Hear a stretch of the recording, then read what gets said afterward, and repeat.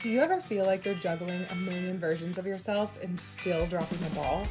Like you're switching hats all day, professional, partner, parent, friend, and no one really sees what it takes to just be you? Yeah, me too. Welcome to Hat Rack with Hannah. I'm Hannah, therapist, entrepreneur, author, podcast host, and also a mom, partner, daughter, friend, basically a professional hat wearer. I created this space where you don't have to minimize what you're carrying or rush past it. Because the truth is, you can have big dreams and feel overwhelmed by the roles it takes to hold them. Both get to exist. Here we slow it down, call it what it is, take some hats off, and figure out what actually belongs in your rack. So take a deep breath. You can set something down here, and let's get into it. Welcome back to Hat Rack with Hannah. I'm Hannah, and I'm so glad you're here. Happy August. Whether you're listening on your commute, between clients, while folding laundry, or stealing a few quiet minutes to yourself, thank you for making the space for this conversation today. This month, we're diving into a topic that's been sitting really heavy on my heart and is something I just recently really immersed myself in on a retreat, and it's called aligned entrepreneurship. So as we just came off our alignment month, and aligned entrepreneurship is how I operate within my business. And I feel is the difference between feeling fulfilled in your work and getting burnt out. And so I'm really excited to dive into this concept because as entrepreneurs, we hear countless messages around working harder, scaling faster, diversifying your income streams, saying yes to every single opportunity, being visible everywhere, and never stopping growing. But somewhere along the way, many of us stopped asking the much more important question of, does this business actually feel like mine anymore? Or does what I do actually feel good to me? Because building a successful business and career and building an aligned business and career are not always the same thing. I've worked with many entrepreneurs in my therapy practice, coached business owners, built businesses myself, obviously, and interviewed incredible founders on this podcast. And one thing I've noticed is that burnout doesn't usually happen because we're incapable. It happens because somewhere along the way we drift away from ourselves. And today's episode is about recognizing that drift before it becomes disconnection and how we can be aligned in our entrepreneurship and our career paths in ways that feel good to us. Because your career or being an entrepreneur does not need to just be about the financial piece. We also have to do this every day because we live in a capitalistic society, right? And a part of that is actually enjoying what you're doing on a day-to-day. So first, I want to get clear on the difference between entrepreneurship and aligned entrepreneurship, because it isn't simply what you build, it's how and why you build it. So for example, entrepreneurship, like a focal point, can be focused on creating and growing a business. But aligned entrepreneurship can mean focuses on creating a business that reflects your values, purpose, and well-being. Entrepreneurship can be success is often measured by revenue, growth, visibility, or market share, but aligned is success that includes fulfillment, sustainability, impact, and personal health alongside financial goals. Another example is entrepreneurship can often reward hustle, speed, and constant optimization, when aligned entrepreneurship prioritizes intentional action, rest, and long-term sustainability. Entrepreneurship can encourage comparison and following industry trends versus aligned encourages building based on your unique strengths, visions, and values. Aligned entrepreneurship separates your worth from your business and your outcomes, and normal entrepreneurship can be identity becomes tied to your business performance. Normal entrepreneurship decisions are often driven by what will make the most money, and aligned as decisions ask, does this support the life I'm trying to create?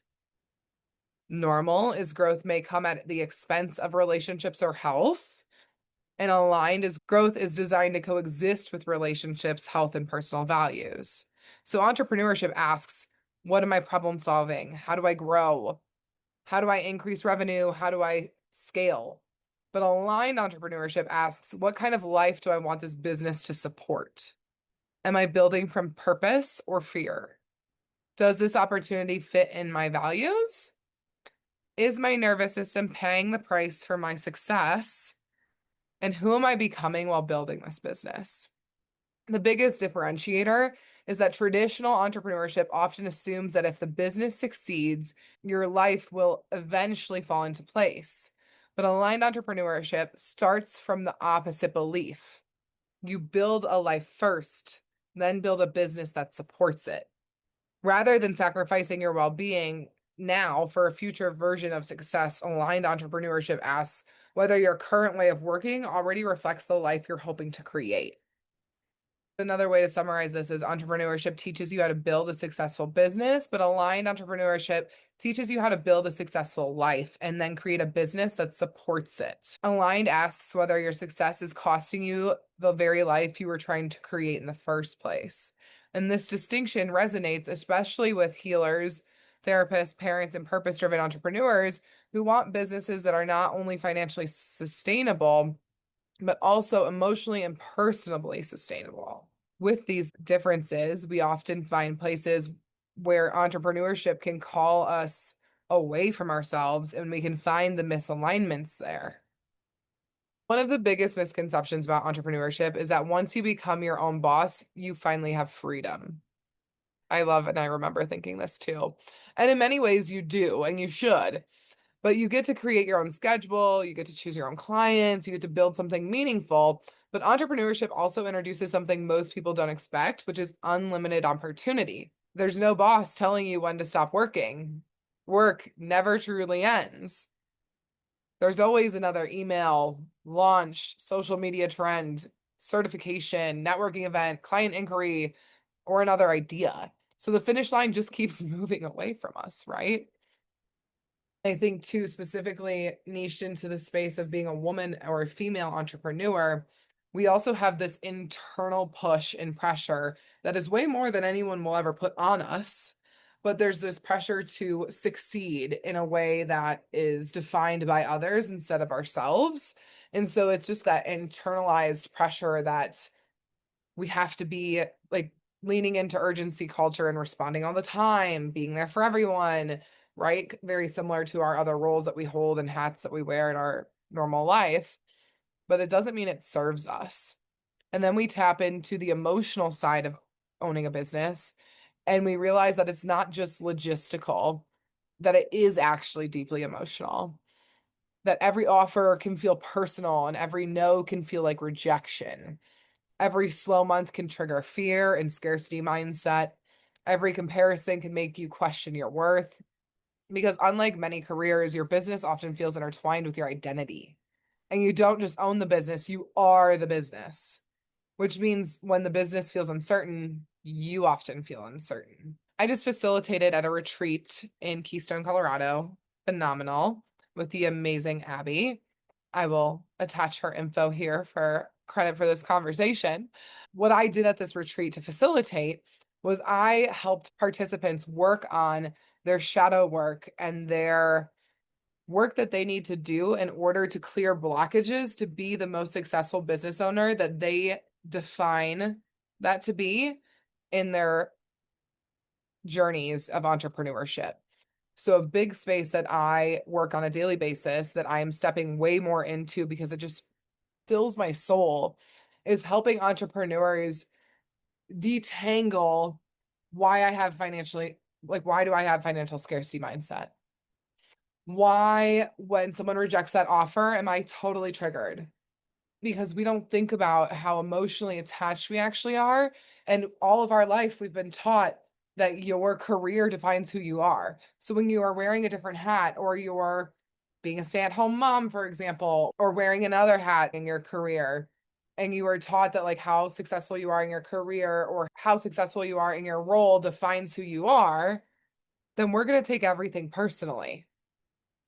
And when we do that, we often react in ways and from spaces that aren't the customers to hold. A great example of mine when I was first starting my career as a therapist was I wanted to take on every client I could for financial purposes.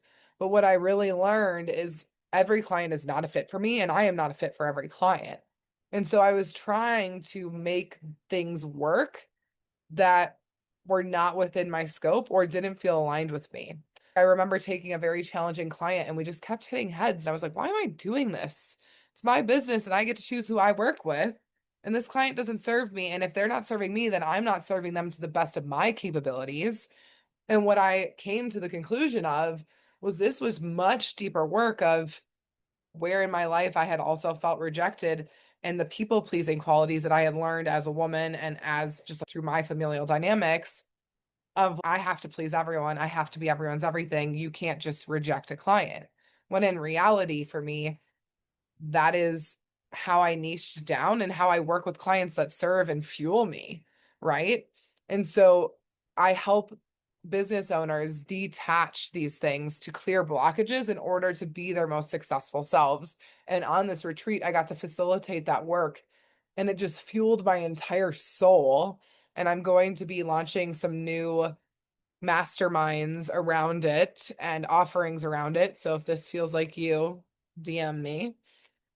But the emotional side of our business really can trigger us making decisions towards our customers that aren't for them to hold. But if you don't do that work, you're not going to realize that the emotional side is actually running our business in a way that doesn't serve you. And we have to detangle these things. So one of the questions that I want listeners to consider, have I been growing my role, my business, my career, or has my business role career been quietly consuming me?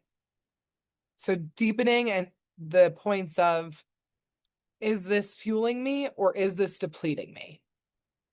And I really want to invite listeners to sit with this and really think through what ways we can figure out how to lean into the fuel and away from what doesn't serve you. I also really want to name this is a very important part of this conversation. Not every career is going to fuel you. Sometimes we honestly just have careers to pay the bills, and that's okay. And if that's where you're at in your life, okay, great. But then what are you doing outside your career or business ownership to fuel you? If we know it's a means to an ends, right? I want you to step away from it. I want you to do your tasks in a day and know that it's not going to fuel you, and then find the things that do fuel you and do them more often outside of work. So I just want to name that it doesn't mean I'm not telling you to go quit your jobs or quit your roles. We can just do it more aligned or make the decision that this isn't going to work for me, but I'm going to continue to do it for financially or whatever the reason is. And then I'm going to fuel myself over here in this way. So just want to name that because it's an important part of the conversation that often gets bypassed, and I don't want to do that. So tapping into also the difference between success and alignment. This is where I think our culture has confused achievement and fulfillment, right? Success is often external, the revenue, the followers, speaking invitations, recognition, awards, growth. But none of these things are inherently bad. In fact, many of us have worked incredibly hard for them. I know for myself, we have a lot of awards for my therapy business, and it feels really good to gain them. But alignment asks a completely different question. It's not what am I achieving and how does it look to others? Instead, it's how do I feel with what I'm achieving and how does it feel to me? Alignment, like what we've been discussing, is really when your calendar reflects your priorities and when your work reflects your values, your boundaries protect your energy, your nervous system isn't constantly surviving your own success. Because here's something that I've learned. You can build a beautiful business while also quietly abandoning yourselves. So some examples that I have, even just for myself, are turning down clients who aren't the right fit, just like the example I used earlier. And that is a form of alignment. Another example of what alignment could look like is raising your prices because sustainability matters. And for example, in Denver, Denver is getting more expensive. I have to prioritize feeding my mouths and my family's mouths first, right? Taking Fridays off. And by that, I actually mean off, something I've been working on. Yes, technically I have Fridays off, but let me tell you how many Fridays I work. It's a work in progress. Closing your laptop at 5 o'clock. Okay, 5 o'clock, I'm done. I'm going to go be with my humans or serve yourself if that's the time you do your self-care routine. Choosing slower growth over constant expansion. That's always a really hard decision to make, but can be very aligned with how you feel and also who you're calling in to serve the roles that you need them to serve. Hiring help before you're desperate. So when you're starting to feel like some of the parts and pieces of your business or your role aren't sustainable, advocating for those supports and getting what you need. What I've really tapped into is as a business owner and as I've grown is I am not the expert in a lot of things. So why am I going to sit here and try to be when I know that there are people who do that? For example, I have an incredible marketing team. That's their zone of genius, not mine. I'm never going to be an attorney, right? Of course, I tapped into that space, if you know my story, but I'm not going to review lease negotiations. That's an attorney's job. So I have an attorney for that, right? Building the team around you with their zones of genius to also support how you operate best. Creating one meaningful offering instead of five exhausting ones. I've been in so many positions where I need to realign what I'm offering because it serves and fuels me versus depletes me. I remember I did a play therapy animal assisted group for middle schoolers. And before I ran this group, I was the director of an affective needs center at a middle school. So I was like, oh, this is going to be amazing. Lola gets to be in it. It just wasn't my favorite group to run. It didn't fuel me. After I did it, I was exhausted. I dreaded the days I was doing it. And so I stopped offering it, even though it filled every single time I offered it. But it didn't feel good to me.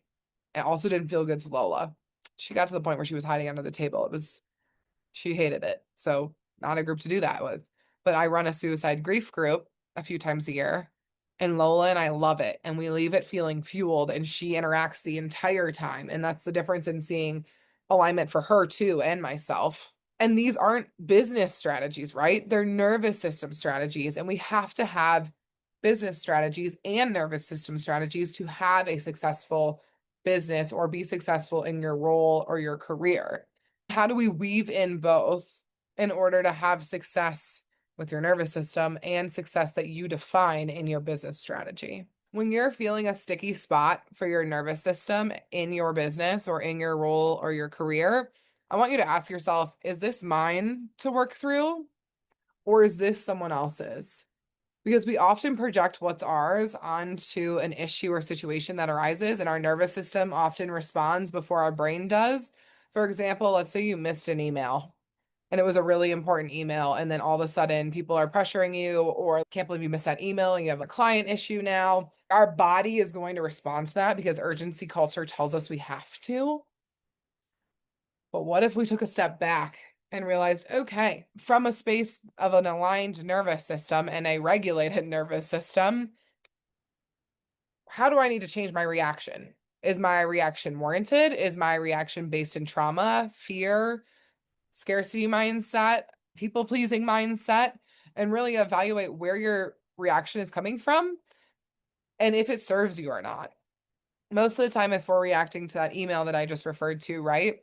And we're like, oh my gosh, I missed it. And so that's a problem. We're reacting in a way that's not aligned with who we are.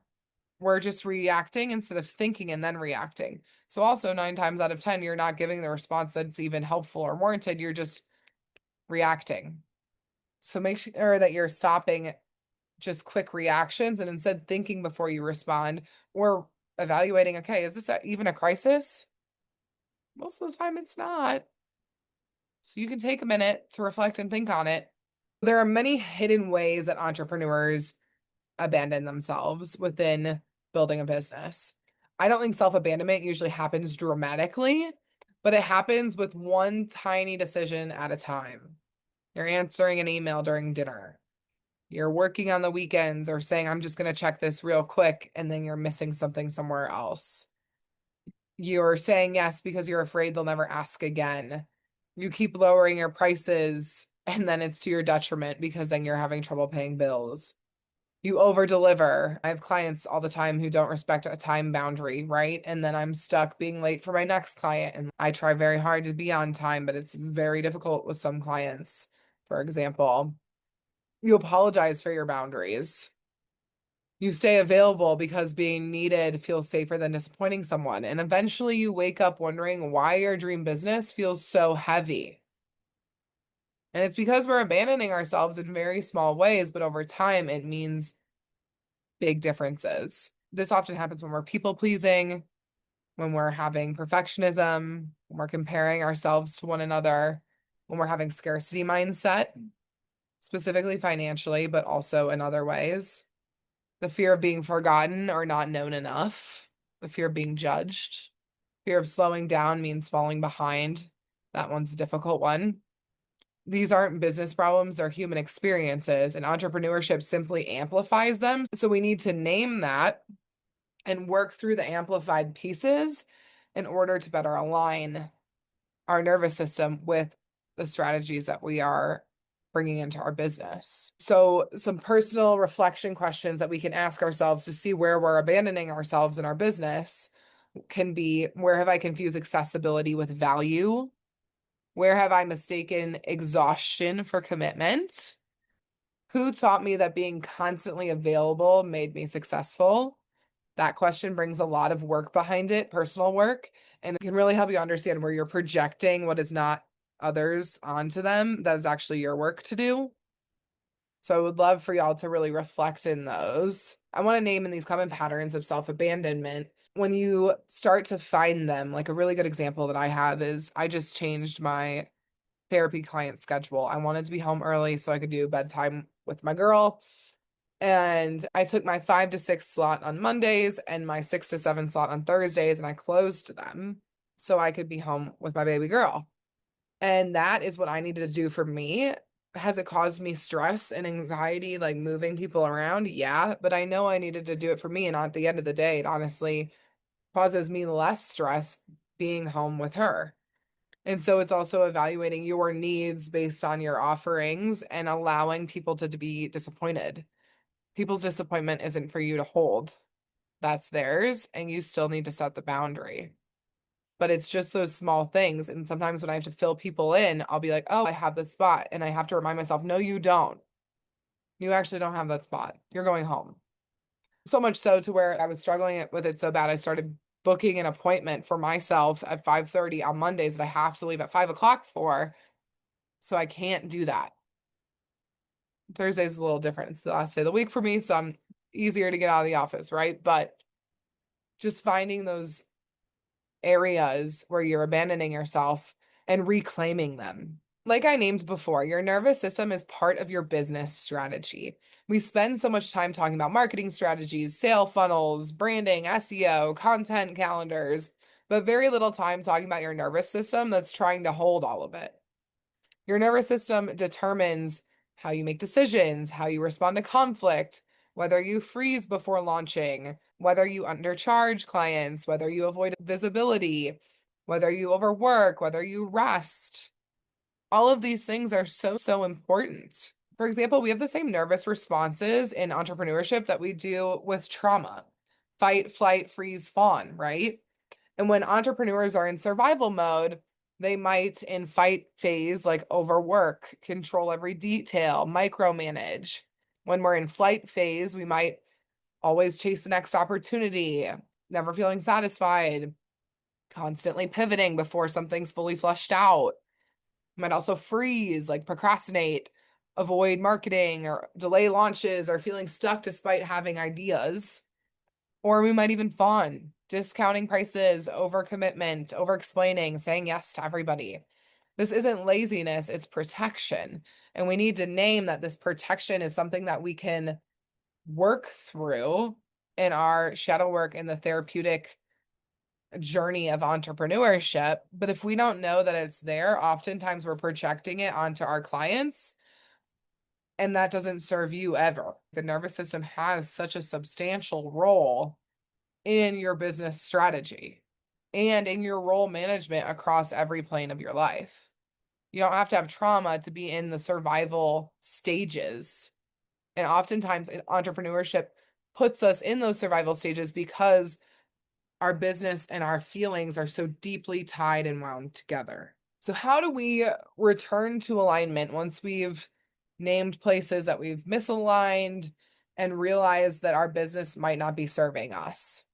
Alignment isn't something you discover once, like we've talked about, right? It's something you practice daily through tiny little decisions. So I want listeners to answer these questions, and then we're going to do a little exercise. So the questions are, what feels heavy because it's no longer mine to carry? What have I outgrown?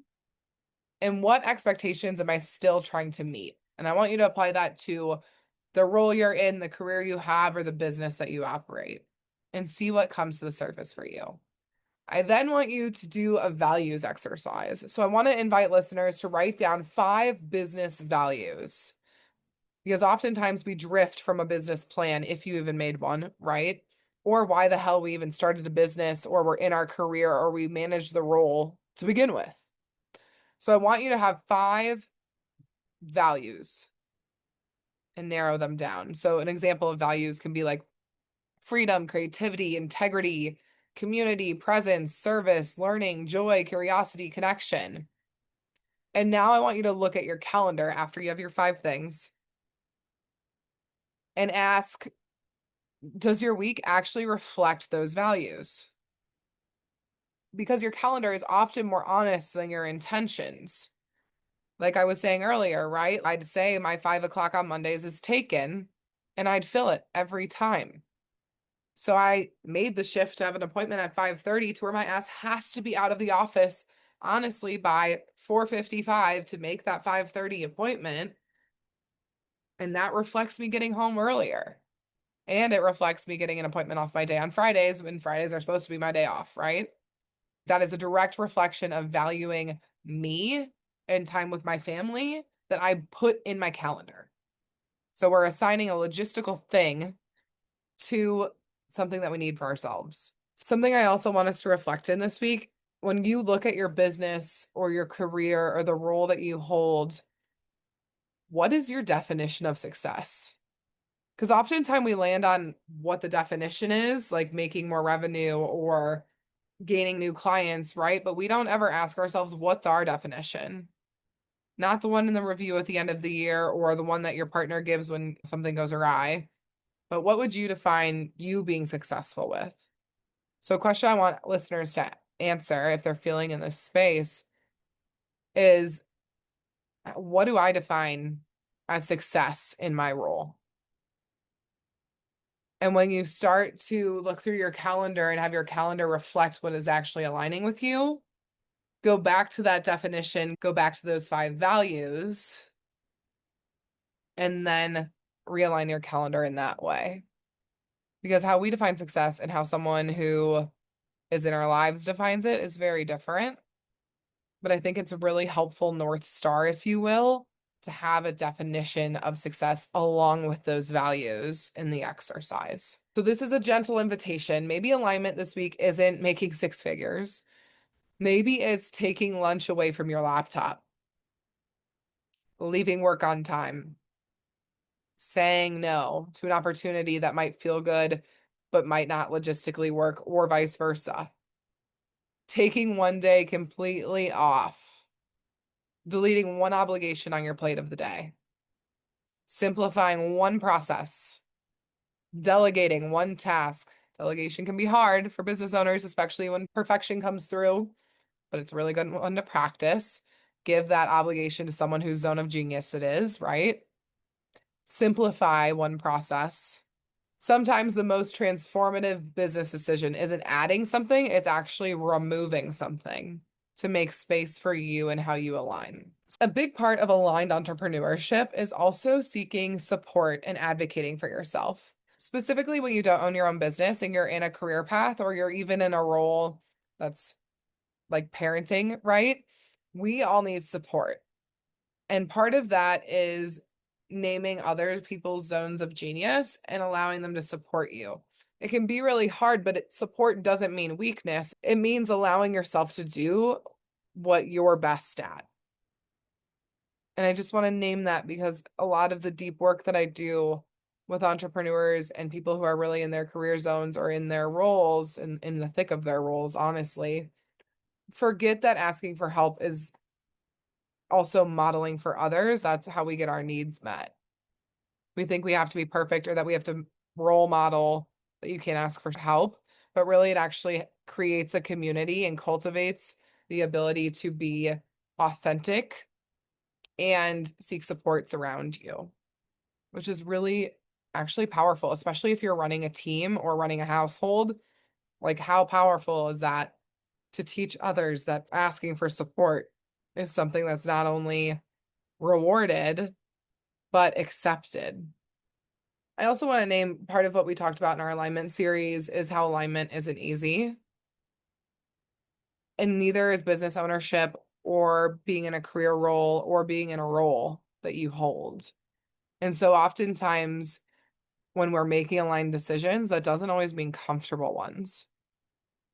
For example, right? I'm in a space right now where I need to decide to hire or not, and if I want to do that or not. But when I was approached with, hey, the best decision for you would be to hire right now, financially, that makes sense. That's a good next move, right? It wasn't a conversation of like, what do you want to do and what feels good to you? It was more like this would be like the appropriate next steps. Great, appropriate next steps. What do I want? Does that align with me right now? Does hiring feel good to put on my plate? Do I want to put the energy there? Do I have time and capacity to put the energy there? Does that growth feel aligned with not just my business strategy, but with my nervous system? And so it's also taking the minute to align with the opportunities that come and evaluate if it's something you actually want or not. Because it's okay to not want that or not to be in a space to accept what's coming. But we need to remind ourselves that we don't have to accept every opportunity or decline every opportunity, but we need to ask ourselves what serves us. So, as we close today, I want to leave you with this thought: businesses evolve because people evolve. You're allowed to outgrow the systems that once supported you. You're allowed to redefine success. You're allowed to pivot. You're allowed to rest. You're allowed to become someone new. Aligned entrepreneurship isn't about creating the perfect business. It's about creating a business that continues to reflect the person you're becoming, not the version of yourself who believed worth had to be earned through exhaustion. When I started my business, I was in my 20s, single, and life was so different. I could work till 9 o'clock at night. But now I'm a mom, I'm a partner. I own three businesses. And so the way I manage my time and the way I run my businesses are completely different, and that's okay. Making room for Hat Rack with Hannah, right? That is a part of my week now, and that's something I love and enjoy. And that's okay, but it's me not being exhausted to do it, but instead creating it in a way that reflects the person I'm becoming and the spaces I'm trying to grow into. The world doesn't need another entrepreneur running on empty. We often boast about, oh, I was in the office till this time, or I had to work this weekend, or whatever. That just tells me you're depleting yourself. Oftentimes, when I'm communicating to my humans that I'm drowning, I'll tell them, oh shit, I was in the office till 8:30 last night. And they're like, oh no. But it's not something to boast about. That just tells me you're depleting yourself. We need more entrepreneurs and people in their careers and their roles that are rooted in integrity and connected to themselves and courageous enough to build from a place of wholeness instead of proving something inauthentic. So this week, instead of asking, how can I do more? Try asking, what would it look like to build from a place of trust? I hope that this brings a new lens to the conversation of entrepreneurship and specifically aligned entrepreneurship and being in your career roles.